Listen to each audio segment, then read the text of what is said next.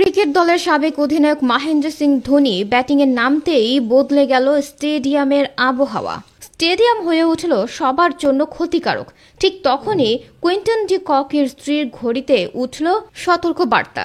এমন ম্যাচে ধোনি গড়লেন অনন্য এক রেকর্ড। তাই তো ম্যাচ শেষে ধোনিকে নিয়ে মজা করে একে বললেন KL রাহুল।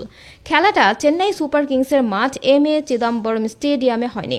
ভেন্যু ছিল লখনৌ সুপার জায়ান্টসের ঘর অটল বিহারী বাজপেয়ী স্টেডিয়াম। কিন্তু সেখানে গতকাল রাতে গ্যালারির একটি বড় অংশের রং ছিল হলুদ। সবাই চেন্নাইয়ের সমর্থক। মহেন্দ্র সিং ধোনি ব্যাটিংয়ে নামার সময় লখনৌর কিছু সমর্থকও যেন দল পাল্টালেন। গগনবিদারী আওয়াজ শোনা গেল গ্যালারি থেকে। ধোনি যখন ব্যাটিংয়ে নামছিলেন সে সময় মজাটা নেন লখনৌর ওপেনার কুইন্টন ডি ককের স্ত্রী সাশা। ইনস্টাগ্রামে হাতের স্মার্ট ওয়াচের একটি ছবি স্টোরিতে পোস্ট করেন তিনি। ছবির এক কোণে ক্যাপশনে লেখা, ধোনি যখন ব্যাটিংয়ে নামেন, আর স্মার্ট ওয়াচের স্ক্রিনে সতর্ক বার্তা হিসেবে লেখা কোলাহলপূর্ণ পরিবেশ। শব্দের মাত্রা 95 ডেসিবেলে পৌঁছেছে। 10 মিনিট এমন পরিস্থিতি থাকলে সেটা ক্ষণস্থায়ীভাবে শ্রবণ ক্ষমতা হ্রাস করতে যথেষ্ট। 43 ছুঁই ছুঁই ধোনি এরপর যা করেছেন তাতে গ্যালারির আওয়াজ বেড়েছে আরও। 9 বলে 28, 2 ছক্কা ও 3 চারে সাজানো ইনিংসে ভারতীয় ক্রিকেটের থালা বুঝিয়ে দিয়েছেন। 40 পেরিয়েও তিনি চালসে নন।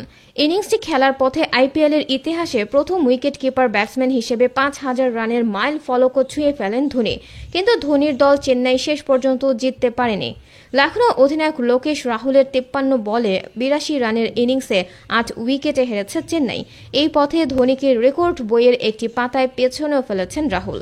আইপিএলের ইতিহাসে উইকেট কিপার ব্যাটসম্যান হিসেবে সবচেয়ে বেশি 50 ইনিংস খেলার রেকর্ডটি এতদিন ধোনির দখলে ছিল। 257 আইপিএল ম্যাচে 24 বার ন্যূনতম 50 রানের ইনিংস খেলেছেন ধোনি। রাহুল গতকালের 82 রানের ইনিংসটি দিয়ে ধোনির রেকর্ডটি নিজের করে নিয়েছেন। আইপিএলে উইকেট কিপার ব্যাটসম্যান হিসেবে এটি ছিল তার 25তম 50 রানের ইনিংস। ধোনিকে রেকর্ড বইয়ে পেছনে ফেললেও তার প্রতি রাহুলের সম্মানের মাত্রাটা কোথায় সেটা বোঝা গেছে ম্যাচ শেষে।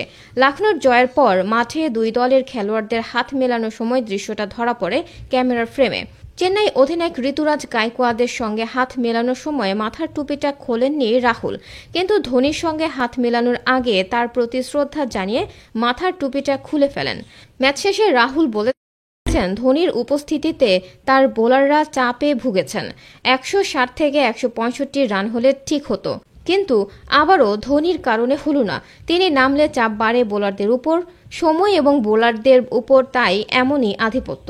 আমাদের দলটা তরুণ এবং আমার মনে হয় এই প্রথম তারা ধোনির মতো ব্যক্তিত্বের মুখোমুখি হওয়ার চাপে পড়ল।